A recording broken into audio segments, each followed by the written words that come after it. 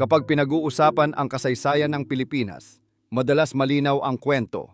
Mahigit 300 taon ng pananakop ng Spain, mga simbahan, mga praile, mga Kastila, at isang bansang unti-unting nahubog sa ilalim ng kolonyalismo. Ito ang history na halos lahat ng Pilipino ay lumaki ng alam. Pero paano kung may isang bahagi ng kwento na bihirang banggitin, isang koneksyon na halos hindi napapansin, isang detalye na parang nawala sa collective memory? Dahil sa loob ng mahigit 2 siglo, may isa pang bansang may mahalagang papel sa pamamahala ng Pilipinas. At hindi ito Spain, hindi rin ito nasa Europe, kundi isang bansang nasa kabilang bahagi ng Pacific Ocean, Mexico. Kapag naririnig natin ang salitang Spanish colony, natural na iniisip natin na lahat ng desisyon ay nanggagaling diretso sa Madrid, na ang Spain mismo ang direktang humahawak sa lahat, na ang bawat utos ay nanggagaling sa Europe. Pero noong panahon ng imperyo, mas komplikado ang sistema, mas interconnected, mas global, at minsan, mas kakaiba kaysa sa inaakala natin. Dahil sa loob ng mahabang panahon, ang Pilipinas ay hindi lang basta konektado sa Spain. May isa pang lugar na nagsilbing tulay, isang sentro ng koneksyon, isang lugar na may malaking papel sa likod ng pamamahala, at iyon ay Mexico. Pero bakit? Paano naging konektado ang dalawang bansang pinaghiwalay ng Pacific Ocean? Paano nangyari na ang isang kolonya sa Asia ay naging malapit ang administratibong koneksyon sa Amerikas? At bakit parang hindi ito masyadong tinuturo sa paaralan? Sa documentary na ito, susundan natin ang isang bahagi ng kasaysayan na bihirang pag-usapan, isang kwento tungkol sa imperyo, sa global trade, sa paglalakbay sa karagatan, at sa koneksyon ng dalawang bansang tila walang kaugnayan sa isa't isa. Babalikan natin ang panahon kung kailan ang mundo ay hindi pa konektado ng internet, noong ang dagat ang nagsisilbing highway ng planeta, noong ang kapangyarihan ay nakadepende sa barko, at noong ang isang ruta sa Pacific Ocean ay nagbukas ng koneksyon sa pagitan ng Asia at Amerikas. Makikita natin kung paano naging bahagi ang Pilipinas ng isang napakalaking global system, kung bakit hindi direktang kayang pamahalaan ng Spain ang isang kolonya sa kabilang bahagi ng mundo, at kung paano naging mahalaga ang Mexico sa kwento ng Pilipinas. Pero higit sa lahat, maiintindihan natin kung bakit ang bahaging ito ng history ay halos nakalimutan na, dahil minsan, ang pinakamahalagang bahagi ng kasaysayan ay hindi iyong madalas nating naririnig, kundi iyong mga kwentong tahimik lang na nanatili sa gilid ng mas malaking narrative. At baka, isa ito sa mga pinaka-interesanting koneksyon sa kasaysayan ng Pilipinas. Isang koneksyon na tumagal ng mahigit 2 siglo, isang relasyong tumawid sa Pacific Ocean, at isang bahagi ng kasaysayan na bihirang mabigyan ng pansin. Dahil bago natin maintindihan kung paano naging konektado ang Pilipinas at Mexico, kailangan muna nating maintindihan kung anong klaseng mundo ang umiiral noon. Isang mundo ng imperyo, ng kalakalan, ng paglalakbay, at ng mga rutang nagdugtong sa magkabilang dulo ng planeta. Para maintindihan kung paano naging konektado ang Pilipinas at Mexico, kailangan muna nating bumalik sa isang panahon kung kailan ibang-iba ang itsura ng mundo. Noong panahon na wala pang eroplano, wala pang telepono, wala pang internet, at wala pang mabilis na paraan para makipag-usap sa kabilang bahagi ng planeta. Sa panahon ngayon, madali nating isipin na normal lang ang koneksyon ng mga bansa. Kayang magpadala ng mensahe sa loob ng ilang segundo, kayang bumiyahe sa kabilang kontinente sa loob ng ilang oras, at kayang makita agad ang nangyayari sa ibang bahagi ng mundo. Pero noong ika-15 at ika-16 na siglo, ang mundo ay mas mabagal, mas mapanganib, at mas limitado. Noong panahong iyon, ang dagat ang nagsisilbing pangunahing daan ng mundo. Ang mga barko ang nagsisilbing tulay sa pagitan ng mga kontinente, at kung sino ang may kontrol sa karagatan, siya rin ang may kontrol sa kalakalan. At kung sino ang may kontrol sa kalakalan, siya ang may kapangyarihan. Ito ang panahon na kilala bilang Age of Exploration. Panahon kung kailan nagsimulang maglakbay ang mga bansang Europeo sa labas ng kanilang kontinente. Hindi lang para maghanap ng bagong lupain, kundi para maghanap ng kayamanan, spices, gold, silk, bagong ruta ng kalakalan, at mga lugar na pwedeng kontrolin. Sa Europe, malaki ang demand para sa mga produkto mula Asia, partikular ang spices. Noong panahong iyon, hindi simpleng pampalasa lang ang tingin sa spices. Isa itong luxury, isang simbolo ng kayamanan, at isa rin itong mahalagang bahagi ng kalakalan. Ang problema, mahirap makarating sa Asia, kailangan dumaan sa mahabang ruta, at maraming bahagi ng trade route ang kontrolado ng ibang kaharian. Kaya nagsimula ang kompetisyon. Portugal, Spain, England, France, at Netherlands. Lahat sila gustong makahanap ng mas mabilis na ruta, mas murang ruta, at mas direktang access sa kayamanan ng silangan. Sa panahong ito, hindi lang simpleng paglalakbay ang nangyayari. Isa itong race. Race para sa impluwensya, race para sa kalakalan, at race para sa kapangyarihan. At isa sa mga bansang pinaka-agresibo sa pagpapalawak ay ang Spain. Noong lumakas ang kapangyarihan ng Spanish Crown, mabilis silang nagsimulang magpalawak ng teritoryo. Hindi lang sa Europe, kundi sa kabilang bahagi ng mundo. Unti-unti nilang kinontrol ang malalawak na bahagi ng Americas. Nagkaroon sila ng kolonya sa South America, North America, Caribbean, at habang lumalaki ang kanilang impluwensya, mas lalo nilang nakikita ang halaga ng Asia. Dahil ang Asia ang sentro ng maraming mahalagang produkto, silk mula China, porcelain, tea, spices mula Southeast Asia, luxury goods na mataas ang demand sa Europe, at habang tumatagal, naging malinaw sa Spain na hindi sapat na kontrolin lang ang Americas. Kailangan din nilang magkaroon ng presensya sa Asia dahil kung makokontrol nila ang route papunta roon, makakakuha sila ng mas malaking bahagi ng global trade. Pero may problema, hindi madaling makarating sa Asia. Ang Pacific Ocean ay napakalawak. Noong panahong iyon, marami pang bahagi ng mundo ang hindi pa ganap na naiintindihan. Maraming ruta ang hindi pa sigurado at ang paglalakbay sa dagat ay napakadelikado. May bagyo, may sakit, may kakulangan sa pagkain, at may panganib na hindi ka na makabalik. Pero sa kabila nito, patuloy ang exploration, patuloy ang pagpapadala ng barko, patuloy ang paghahanap ng bagong ruta. Dahil para sa mga imperyo noon, hindi lang ito tungkol sa discovery, ito ay tungkol sa survival. Kung sino ang may access sa trade, siya ang may kayamanan. At kung sino ang may kayamanan, siya ang may kontrol. At habang lumalawak ang imperyo ng Spain, isang bagay ang unti-unting nagiging malinaw. Hindi sapat ang Europe, hindi sapat ang Atlantic Ocean. Kailangan nilang tumawid sa Pacific, kailangan nilang magkaroon ng foothold sa Asia. At dito, papasok ang Pilipinas. Isang grupo ng mga isla sa Southeast Asia. Isang lugar na sa unang tingin ay maliit lang sa mapa. Pero sa mata ng isang global empire, isa itong strategic location. Dahil ang Pilipinas ay hindi lang simpleng kolonya, ito ay magiging tulay. Isang connection point, isang lugar na magdurugtong sa dalawang bahagi ng mundo. At sa susunod na bahagi ng kwento, makikita natin kung paano unang narating ng Spain ang Pilipinas at kung bakit naging napakahalaga ng kapuluan sa kanilang plano para sa Asia.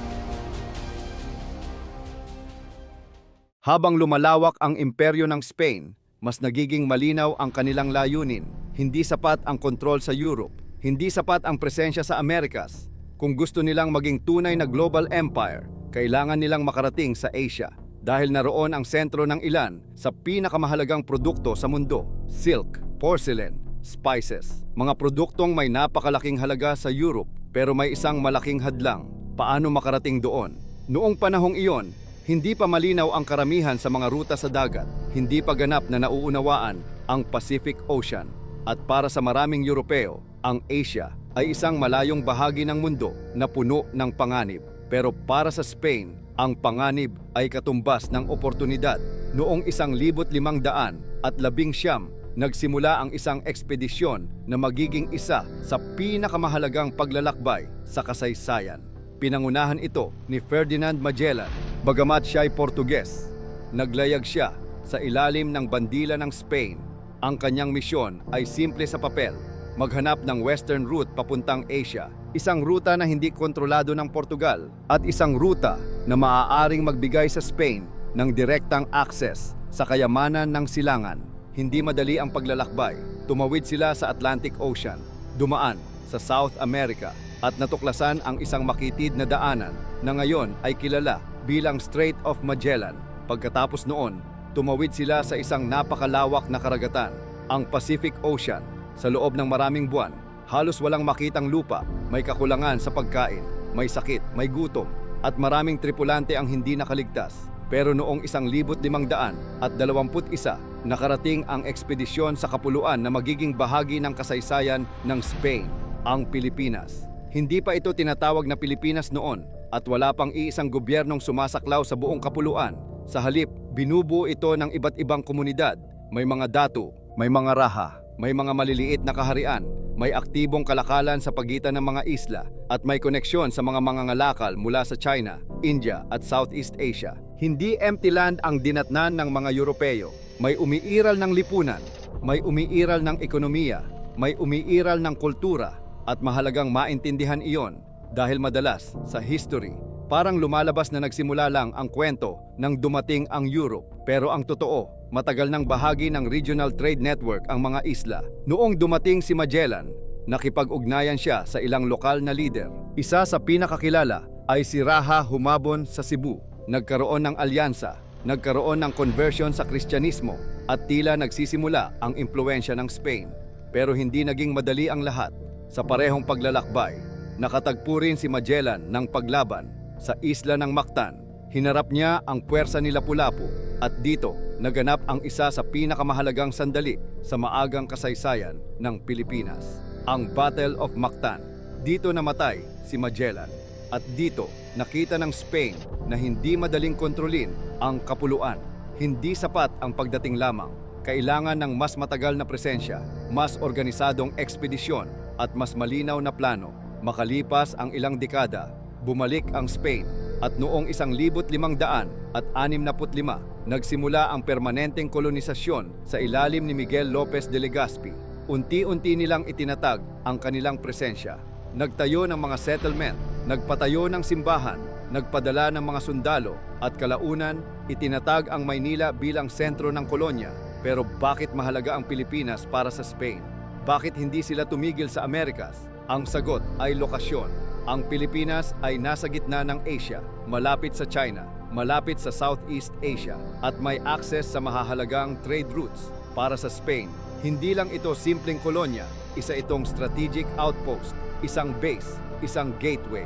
At mula rito, maaari silang magkaroon ng koneksyon sa mga merkado ng silangan. Sa mata ng imperyo, napakalaking halaga nito. Pero habang lumalalim ang kontrol ng Spain sa Pilipinas, mas nagiging malinaw din ang isang problema.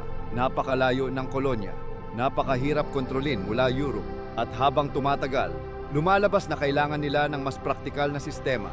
Dahil hindi sapat ang simpleng pagkakaroon ng kolonya, kailangan din nila itong mapatakbo, at dito magsisimulang mabuo ang koneksyon sa Mexico. Dahil habang lumalaki ang papel ng Pilipinas sa Asia, kailangan din ng Spain ng mas malapit na tulay para mapanatili ang kontrol. Sa papel, malinaw ang sistema, may imperyo, may kolonya, at may sentrong gobyerno. Pero sa realidad, hindi ganoon kadali ang pamamahala sa isang imperyong sumasaklaw sa kalahati ng mundo. Habang lumalalim ang presensya ng Spain sa Pilipinas, mas nagiging malinaw ang isang malaking problema: distansya. Dahil kahit gaano kalakas ang isang imperyo, may limitasyon pa rin ito, lalo na kung ang kolonya ay nasa kabilang bahagi ng planeta. Sa panahon ngayon, madali nating isipin ang communication. Isang tawag lang, isang message, isang email, at ilang segundo lang, makakarating agad ang impormasyon. Pero noong ika-16 at ika-17 siglo, ibang mundo iyon.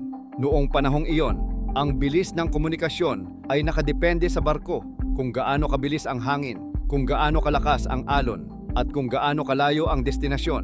Kapag may gustong iparating ang Spain sa Pilipinas, hindi sapat ang simpleng sulat. Kailangan itong ilagay sa barko, kailangan nitong tumawid sa dagat, kailangan nitong maglakbay ng libu-libong kilometro, at maaaring tumagal ng ilang buwan bago makarating. Minsan, mas matagal pa, at hindi lang iyon. Kapag may sagot mula sa Pilipinas, parehong proseso ulit. Ibig sabihin, ang simpleng komunikasyon ay maaaring umabot ng halos 1 taon. Ngayon isipin mo to, kung may emergency, kung may rebelyon, kung may kakulangan sa pagkain, kung may pag-atake mula sa ibang bansa, hindi pwedeng maghintay ng 1 taon ang kolonya para lang makatanggap ng desisyon. Dito nagsimulang makita ng Spain na hindi sapat ang direktang kontrol mula Europe. Sa teorya, Spain ang namumuno. Pero sa praktikal na aspeto, napakahirap pamahalaan ang Pilipinas mula Madrid. Hindi lang dahil sa distansya, kundi dahil sa geography. Noong panahong iyon, hindi pa diretso ang paglalakbay. Hindi basta maglalayag mula Spain papuntang Pilipinas. may mga ruta, may mga stop, may mga kondisyon ng panahon, at may mga bahagi ng karagatan na kilalang mapanganib. May bagyo, may malalakas na alon, may mga lugar na mahirap i-navigate, at sa bawat biyahe, may posibilidad na hindi makarating ang barko. Kapag nawala ang barko, nawawala rin ang komunikasyon, nawawala ang supply, nawawala ang pera, at minsan, nawawala rin ang kontrol. Ito ang isa sa pinakamalaking hamon ng malalaking imperyo noong panahon ng exploration. Hindi sapat ang pag-angkin ng teritoryo. Kailangan mo rin itong mapanatili, kailangan mong mapatakbo, kailangan mong makontrol, at habang tumatagal, napagtanto ng Spain na ang Pilipinas ay hindi ordinaryong kolonya. Hindi ito katulad ng mga kolonya sa Amerikas na mas madaling marating. Ang Pilipinas ay nasa kabilang bahagi ng Pacific Ocean. Napakalayo, napakahirap abutin, at napakahirap bantayan. Pero sa kabila nito, hindi nila kayang bitawan ang kolonya dahil napakahalaga nito. Ang Pilipinas ay may access sa Asia, may access sa China, may access sa regional trade, at may access sa mga produktong mataas ang demand sa Europe. Kung mawawala sa kanila ang Pilipinas, mawawala rin ang malaking bahagi ng kanilang koneksyon sa silangan. Kaya kailangan nilang humanap ng paraan, isang mas praktikal na sistema, isang mas mabilis na ruta, at isang mas malapit na sentro ng pamamahala. Hindi nila kayang kontrolin lahat mula Madrid. Kailangan nila ng tulay, kailangan nila ng intermediary, isang lugar na mas malapit sa Pilipinas, mas madaling maabot, mas mabilis ang komunikasyon, at may sapat na kakayahan para magsilbing operational center. At dito papasok ang New Spain, ang kolonya ng Spain sa Amerikas na may sentro sa Mexico. Sa unang tingin, parang kakaiba. Bakit Mexico? Bakit hindi direkta mula Europe? Pero kapag tiningnan ang mapa, nagsisimulang maging malinaw ang sagot. Mas malapit ang Mexico sa Pacific Ocean, mas madali ang ruta, mas praktikal ang logistics. At habang tumatagal, unti-unting magiging tulay ang Mexico sa pagitan ng Spain at Pilipinas. Hindi lang bilang simpleng stopover, kundi bilang sentro ng koneksyon. At dito magsisimula ang isa sa pinakaimportanteng bahagi ng kwento. Dahil ang susunod na hakbang ay hindi lang tungkol sa distansya, ito ay tungkol sa sistema at kung paano naging bahagi ng iisang colonial network ang Pilipinas at Mexico. Habang lumalalim ang problema ng distansya, unti-unti ring nagiging malinaw ang solusyon. Kung hindi kayang direktang kontrolin ng Spain ang Pilipinas sa mabilis na paraan, kailangan nila ng mas malapit na sentro, isang lugar na hindi lang basta kolonya, kundi isang operational hub, isang tulay, at dito papasok ang New Spain.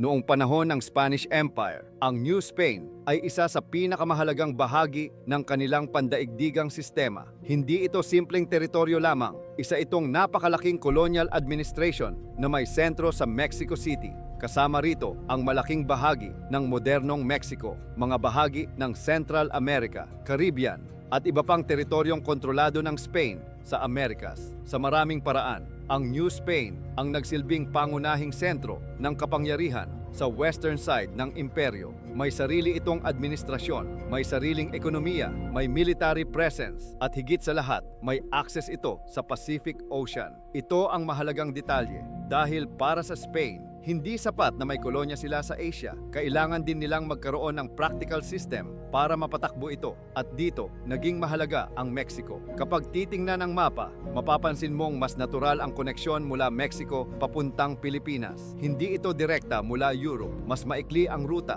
mas mabilis ang logistics, at mas manageable ang operasyon. Kaya sa halip na lahat ng proseso ay manggaling direkta sa Madrid, maraming aspeto ng pamamahala sa Pilipinas ang dumaan sa New Spain. Ito ang dahilan kung bakit sa loob ng mahabang panahon, ang Pilipinas ay administratively connected sa Mexico. Hindi ibig sabihin nito na Mexico ang namuno sa Pilipinas. Mahalagang malinaw iyon.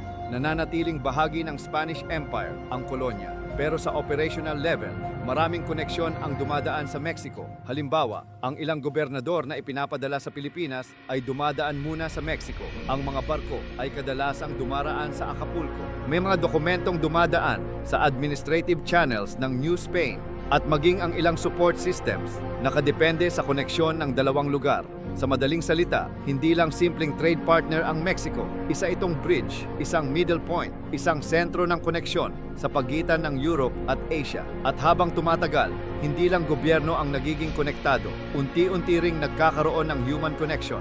May mga sundalong ipinapadala mula Mexico, may mga pari, may mga mandaragat, may mga migranteng naglalakbay sa pagitan ng dalawang lugar. At sa bawat barkong tumatawid, hindi lang produkto ang kasama, may mga ideya, may mga kaugalian, may mga tao, at may impluwensyang unti-unting naghahalo. Minsan, kapag pinag-uusapan ang colonial history, parang simple lang ang larawan, Spain sa taas, Pilipinas sa ibaba, at diretso ang relasyon. Pero kapag mas malalim na tiningnan, makikita mong mas komplikado ang sistema. May layers, may iba't ibang sentro ng kapangyarihan, at may mga koneksyon na hindi agad nakikita. Sa kaso ng Pilipinas, isa sa pinakamahalagang koneksyon ay ang Mexico, dahil kung walang New Spain, maaaring naging mas mahirap para sa Spain na panatilihin ang kontrol sa kolonya. Ang Mexico ang nagsilbing support network. Ang Mexico ang naging gateway. At ang Mexico ang naging practical solution sa problema ng distansya. Pero habang mahalaga ang administrative connection, may isa pang bahagi ng relasyon na mas malaki pa ang epekto.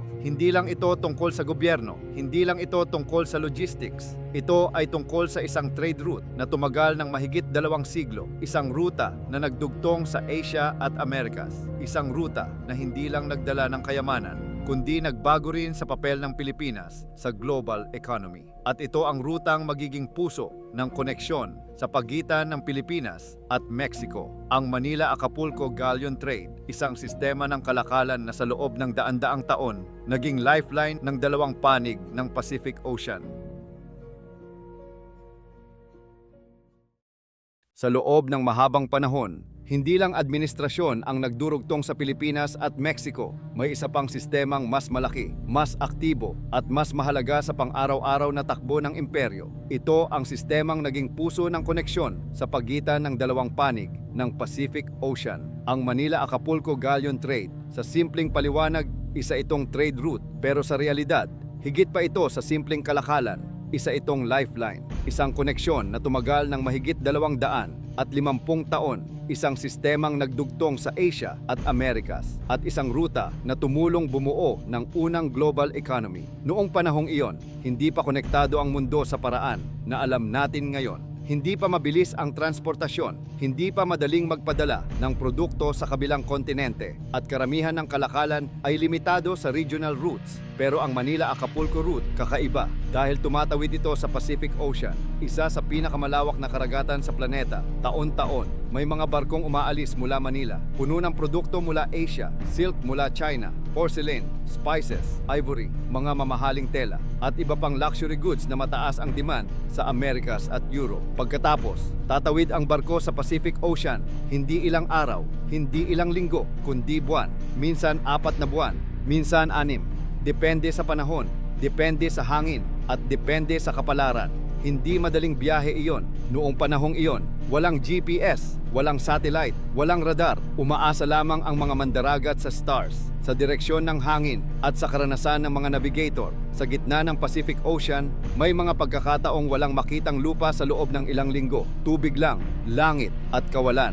At sa bawat paglalakbay, may panganib, bagyo, malalaking alon, sakit, kakulangan sa pagkain, at minsan, pagkamatay. Maraming tripulante ang hindi nakakabalik, may mga barkong nawawala, may mga barkong nasisira, at may mga ekspedisyong hindi na muling narinig. Pero sa kabila nito, nagpapatuloy ang ruta, taon-taon. Dahil napakalaki ng halaga ng kalakal, kapag dumating ang barko sa Acapulco, ibinebenta ang mga produkto mula Asia. At kapalit nito, silver, maraming silver. Noong panahong iyon, isa ang Mexico sa pinakamalaking producer ng pilak sa buong mundo. At ang silver na iyon, ipinapadala pabalik sa Manila, hindi lang para sa Spain, kundi para rin sa trade sa Asia. Dahil maraming mangangalakal sa China ang mas gustong tumanggap ng silver kaysa ibang produkto. Sa madaling salita, ang silver mula Americas ay ginagamit para bumili ng goods mula Asia, at ang Pilipinas ang nagsisilbing gitna ng sistemang ito. Ito ang dahilan kung bakit naging napakahalaga ng Manila, hindi lang bilang kolonya, kundi bilang trade hub,